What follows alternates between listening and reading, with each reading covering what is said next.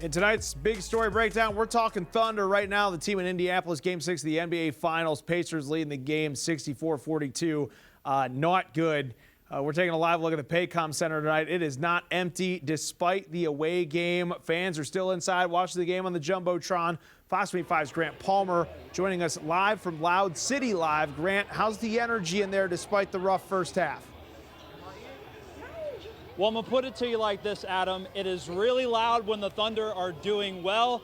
But, hey, down 22 at the half, and the Indiana Pacers have certainly quieted all the fans here down. So coming into the second half, the fans definitely are going to have to pick up the slack for the Thunder. Speaking of which, I'm joined by two fans right here, T, Quan, and Sam. So, guys, first off, what are some keys to success in the second half that the Thunder are going to have to do in order to pull off this victory tonight? Man, Coach Dag, man, we got to get the defense in order, man. We got to go score some buckets inside. We got to get it together. The fans, we got to get loud, baby. We got to show them why we call Loud City, baby. And you, Quan, what do you think we need to do? What do you think we need to improve upon, you know, from what we showed in the first half? Well, following up on what my brother said, start with the offense, but we got to, start with the defense, but we got to get the rebounds. You know, we got to get out here. We got two 7-foot twin towers. We need those boards. There's no reason that Chet Holmgren's shot should be getting blocked. That's what and I think I can speak for all Thunder fans right here. Hey Shay, you gotta bring us a ring tonight. We got you the MVP. Bring it home, Shay. Let's get it, baby. Let's get it. We need 50. Say we need 50, Jay Will. We need 40.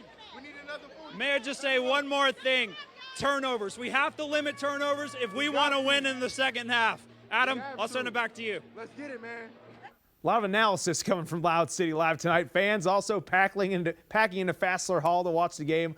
Fox 25's Paige Taylor joining us live now. Paige, it sounded like there was a line out the door when you got there. We just need a quick vibe check before we go any further. Everybody doing all right? Yeah, everyone's doing okay here, Adam. You know, the energy is still really up despite the score not really being what fans are wanting right now. Like you mentioned, that line, I mean, it is all the way around the block. And if you're familiar where Fassler Hall is, there's a whole bunch of stairs to get in. Those stairs are packed with people just waiting to get inside. So I'm going to step out of the way so you can see just how many people are here. I mean, it's standing room only right now. It's really hard to find a seat here. People are only getting in whenever someone leaves, which is really pretty rare. But, you know, the energy is still up here. And whenever the Thunder do something that the fans are happy about, you know, it is really loud here. It's called Loud City for a reason. So, you know, people are still really just holding out hope for the Thunder. And hopefully the Thunder can feel the energy all the way here from downtown Oklahoma City in Indiana tonight. Reporting live, Paige Taylor, Fox 25 News. Thank you, Paige. And that's just some of the venues hosting fans for Game 6. Jones Assembly decked out their space with Thunder decorations. We're told their whole crew came together to make an awesome environment for fans. Started their prep at 8 this morning with T-shirts, pom-poms, made like a locker room moment where people can make their own nameplate. They said they were just expecting at least 1,000 people to visit throughout the course of the night. Thunder player Jalen Williams has been a notable standout during the NBA series, and Fox 25 Christina Santiago got the chance to sit down and talk with his former coach on where the love for the game all started.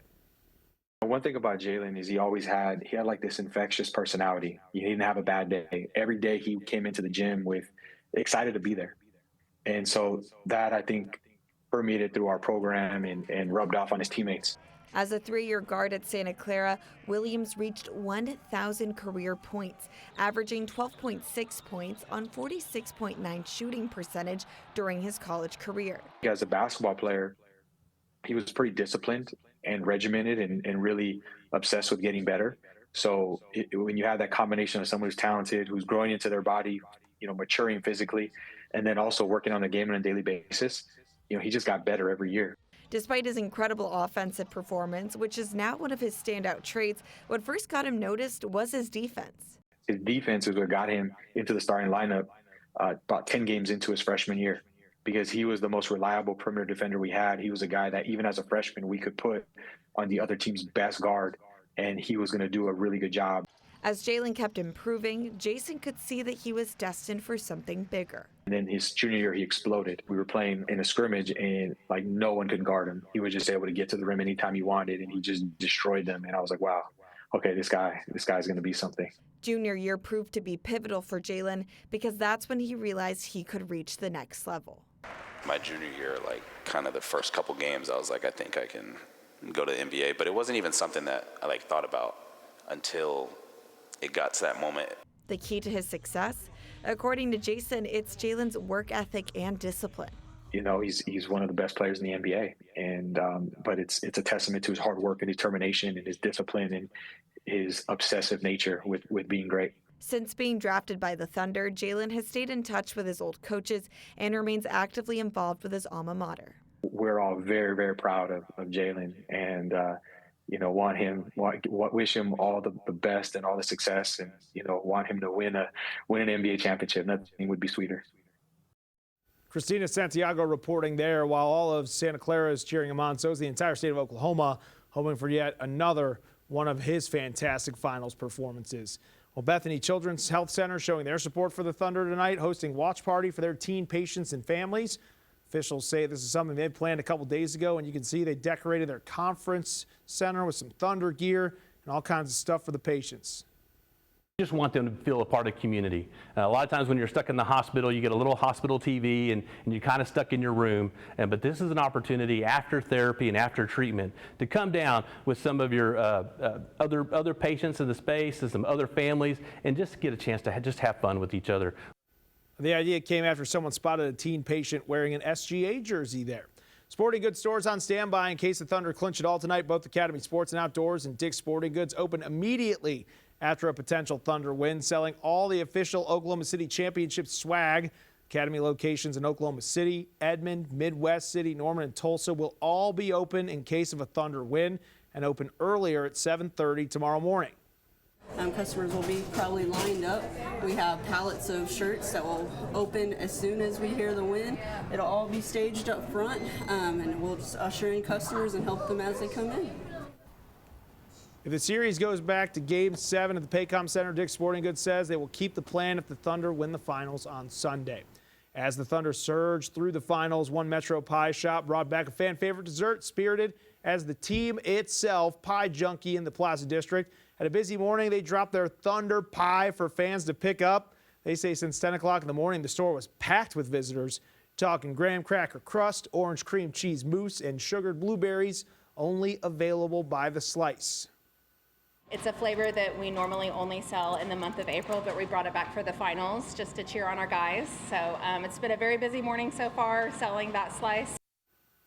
Emily says the Thunder Pie has been a staple at Pie Junkie every spring for 13 years. In the event of a win tonight, Oklahoma City Will Rogers International Airport asking Thunder fans to avoid gathering at the airport to greet the team.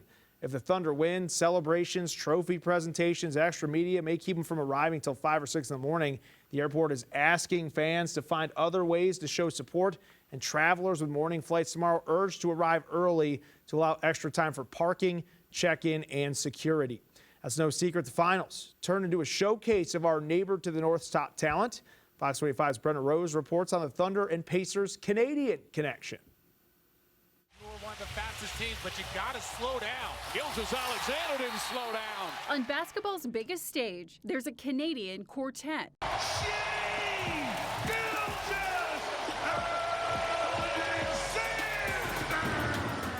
The Oklahoma City Thunder's Shai Gilgeous-Alexander and Lou Dort.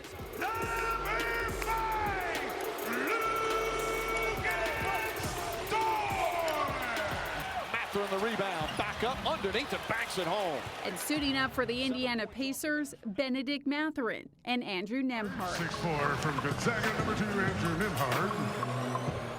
For the second consecutive year, 4 Canadians have played in the NBA Finals. Look out, Shai's coming. I think it's good to see not only that there's Canadians there, but they're playing prominent roles that are going to impact and probably decide the winning and the losing. It's a significant moment for the country and also highlights Canada's growing influence in the sport. We have a lot of talents in Canada.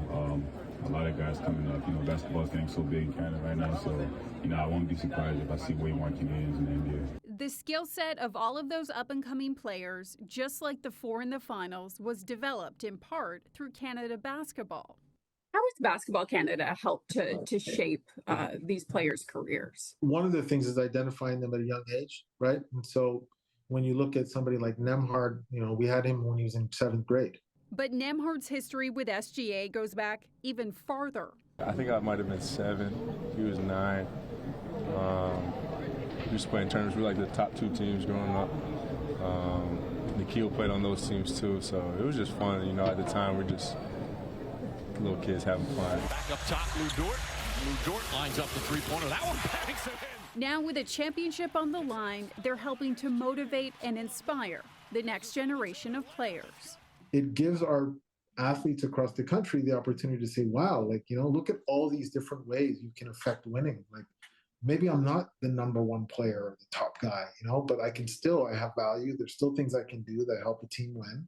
Growing up, I said it earlier, I was always looking up to older players, and it was inspiration to see them do things, and felt like I could do it at one point. And if we could do the same for the younger generation, it would be a great thing. That was Brenna Rose reporting in our Big Story Breakdown. If you want to learn more about what comes next after tonight's game, we got you covered on OKCFox.com. Plus, you can watch all of our previous Big Story Breakdowns on our YouTube page. Scan the QR code on your screen or search OKC Fox.